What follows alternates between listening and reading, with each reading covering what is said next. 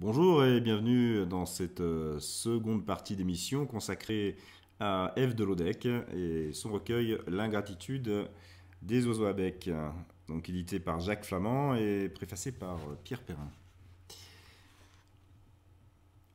Effacé.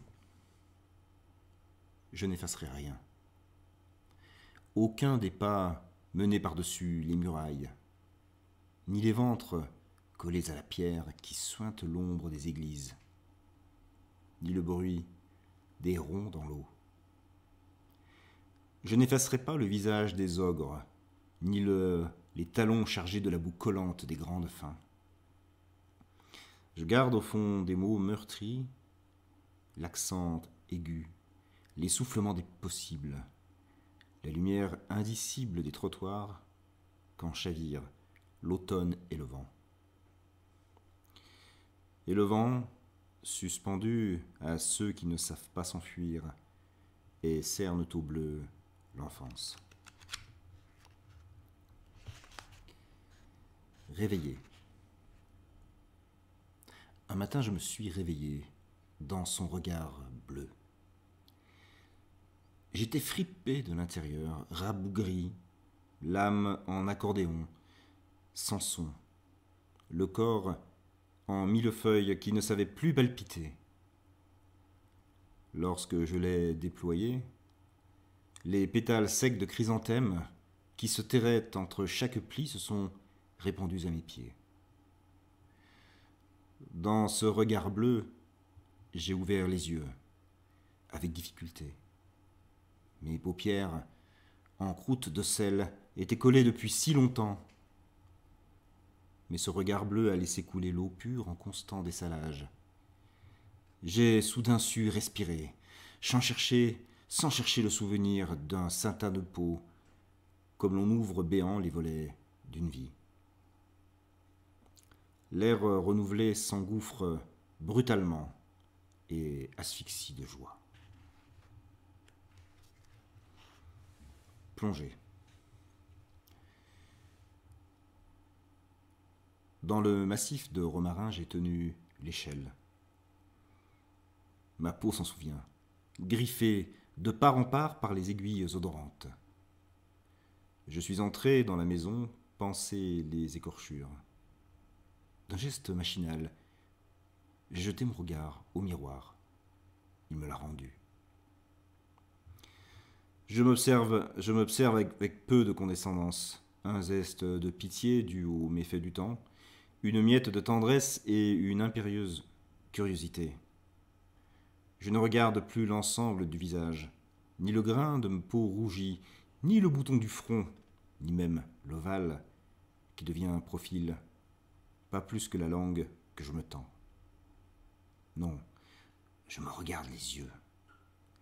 Les mains plaquées sur le miroir, la tête au milieu, près, très près des yeux. Dans les yeux, au fond des yeux, je capte mon regard, seul existant, et m'enfonce dans son reflet. Un voyage dans l'inconnu, un fil tendu entre moi et moi. Je découvre des interrogations dont je n'ai pas réponse. Je m'enfonce encore, toujours plus loin. Je suis un regard qui relie la quête de l'âme au fond des prunelles.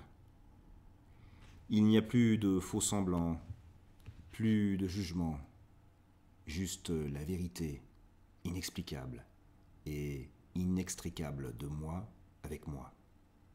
La chaleur accueillante d'un bien-être. L'osmose pour se poser, se reposer. Je touche la reconnaissance. Avant la connaissance d'elle, de moi. Mais la connaissance ne se laisse pas capturer si facilement. Mes yeux se brouillent, lâche le regard. Abandon. Demain, je plongerai en apnée. Relié. Ne plus être relié, et ce rideau de pluie tiré entre nous me brume, m'effiloche, disperse les taches rauques, les filets ruisselés.